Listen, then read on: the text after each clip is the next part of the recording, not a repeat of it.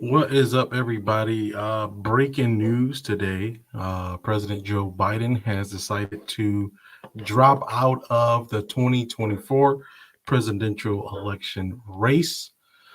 This is after weeks of the media and other Democrats hounding him to drop out. Um, he was very determined not to, but something happened today where he decided to drop out. And then immediately after he dropped out, um, he endorsed Kamala Harris as VP, which makes sense. Um, yeah, this is breaking news. It's just happening. She has. I'm going live. Sorry, my dog is all over the place. Um, but yeah, this is happening. Joe Biden completely dropped out. Maybe it was for the best of the country. Maybe it wasn't. Sorry, you see my dog Charlotte back there. I just wanted to go live, man, and just kind of share my thoughts with you.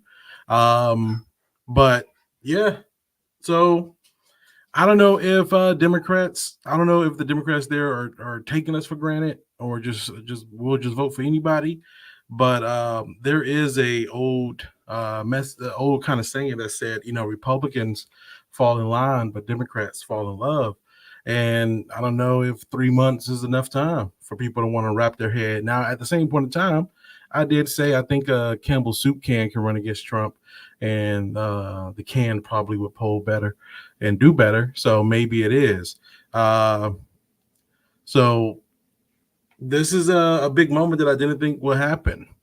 Um, I was defending Biden for the last 2-3 weeks now since the debate. I'm a real big. If you guys follow me on Facebook, follow me on Instagram, or if you just know me in everyday, life, I talk about politics a lot, and I'm passionate about politics. Lifelong liberal, grew up in Detroit, Michigan. So, this is kind of a big thing, big day. I think also in American politics today, we don't see this kind of act or this kind of selflessness. Um, I think my perspective and how I look at it, this is a very adult thing to do, I guess. Very mature thing to do. Because if he feels like, everything is mounting against him and that his own party is now shattered because of his decision to stay, to take himself out of it, is a very selfless act. And it takes his ego out of it. And again, kind of proves that it's not about him. He's always said the presidency isn't about him; it's about the country, it's about the people. So if this is him staying true to his word in a lot of ways, and it's also something that I don't think we'll see Donald Trump ever kind of admit or ever kind of do, no matter how right or wrong he is about something. So it again just shows the contrast between the two. For the record, I was totally prepared to vote for Biden. I voted for him in the primaries. I know members of my family also voted for him in the primary. 14 million Americans voted for him in the primary. I don't think the polls was enough to jump ship. I mean, if you're down 1 or 2 points, that's within the error of margin, they say. This does go to the keys of winning again. Now we don't have an incumbent, but we kind of do because Harris is, his VP. So now it becomes the prosecutor versus the felon, which is a narrative the media has been pushing for the last few weeks. This prosecutor versus the criminal. I don't know. I just don't know if we're in love with Kamala like that. I remember the Mamala thing when she was running, but also I don't remember what her numbers was in the primary. But I think she wasn't the last two or last three to drop out, I believe. I think she was like fourth or fifth. Um, this is opportunity for Democrats to have a first East Asian Jamaican president. This may be controversial. I'm not sure if white suburban moms like her as much. I'm not sure if a woman president has always been a tough sell. I think we all know that. It's always been a tough sell. Hillary, white woman, lost, um, and was very qualified for the job. This does click a couple of boxes that people are saying they want right now. They wanted someone younger. They wanted some diversity. And now it's Kamala versus Trump. It's like woman versus Trump here. So I think the that's gonna be kind of, I have my wife's name there with me. We did a podcast earlier. I think that's gonna be the narrative they kind of push. This is gonna be a real attack on women. I mean, we've been through the cycle before with women candidates that they're nasty if they're too mean, that they're this if they're that, if they do this, they get scrutinized way worse than any male candidate. Maybe the language is finally there. Maybe we are hip to the media games. Maybe we are hip to a lot of the stuff that we've been dealing with women candidates. Um, I'm not going to say that I'm fully confident right now in this decision. Um, I will support the ticket and I will support the nominee. But at the same point in time, they need to earn it as well. Like, I'm just not going to give it. I do want to feel like they have a good plan.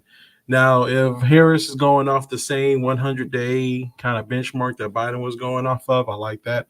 I really like what Biden did with the country. I feel like there was real change that I could see in this country for the good. And elections are important. To all my people out there who remember when Trump won, I mean, we woke up the next day like, man, we in the twilight zone. What the hell is happening? And you can feel it. Like, a lot of people say the presidency don't matter. That the presidency is like a figurehead. Nah, what's really important to me is the president sets a tone and vibe. Like, I'm a film director. I make movies. I always feel like the director's job, one of the jobs, because there's a lot of stuff we do, but one of the jobs is set tone and vibe on set. Like, the director kind of like, like if you got a real tight ass director, then you're going to be a little bit more. But if you got someone that's like a real inviting, fun, can talk to, collaborative, like, then it's a different vibe on set. And I think all my film people know what you're talking about. So I think that's the same thing the president does. I remember when Obama won and like what the tone felt like in the country. It was definitely a different shift when I was in public, and I was like in a mostly white community at the time. But it was a different shift in how things felt. And then I remember when Trump won. Man, the depression that kind of hit the country when Trump won, because I mean, he didn't win the popular vote. He won by very slim margins in a lot of those states. Trump never had a landslide victory, nothing. And I think that's also like a really big fabricated thing, or a perception. Trump is really good at setting perception, and if you say it enough, then it becomes truth. But the truth is, he didn't win by a landslide victory over Hillary. Hillary did get 3 million more votes than Trump. Now, so what that means is that these battleground states, we need it. I think this is also going to be a moment for women. I think this is it's kind of at the right time. Women's sports are doing incredible. The number for women NBA is up like amazing. This is an opportunity for women to really come out and support. Now, I'm just worried about Caucasian, white, suburban moms at this point. I'm not gonna lie. But at the same point in time, I think black women go show up like real hard for Kamala. So, I mean, listen, you can have the first Jamaican president, East Asian Jamaican president. We're gonna have all types of dishes coming out. There's gonna be all types of colors in the White House if Kamala wins. So, is she likable enough? Will she be able to win? I do want to say, President Biden, I do think you did a hell of a job. You wasn't my first, second, or third pick, but at the end of the day, I did vote for you, and I was very impressed with the work you did. I know members of my family benefited from your student loan debt because they work for the government. I did not get that yet, unfortunately. The Supreme Court stopped my shit. But for the people who worked in the federal government, I know I have heard and seen a lot of good testimonies, and I do think this does protect your legacy. And then also, I want to say Trump never beat you. So that is one thing you can say. Trump never beat Biden. And he can't beat him. So it's always going to be 1-0. And you can't say him dropping out is a win for Trump because it's not. He didn't go to the votes. He didn't go blow to blow. Now it's Kamala's fight. And let's see if the Democratic Party will unite because we've been splintered. It's been this debate for the last month. So now that it's over, can we unite around Kamala? Will she be able to unite us and move us? Will they just take everything that Biden planned to do and just plant it on Harris? Or will she come out with her own agenda that's different than Biden's?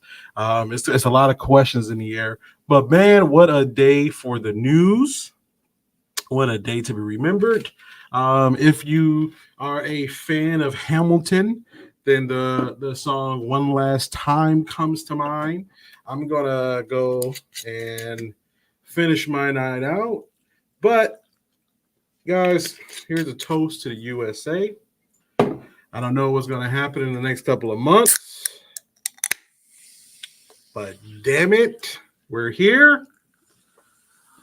And we ain't got nothing else to do but vote. So let's argue, let's debate, let's keep it safe.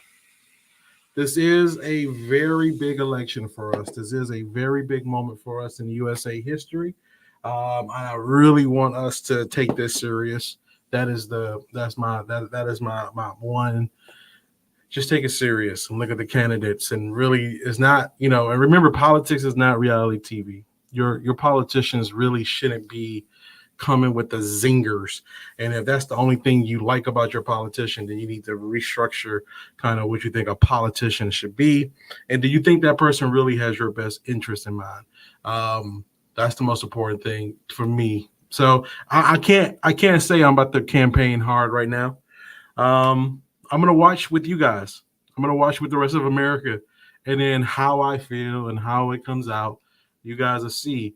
But I can't say that I'm excited about where we're going. But anyways, again to President Biden, cheers. Thank you for your service, and good night, guys. We'll see what happens next. Have a good one.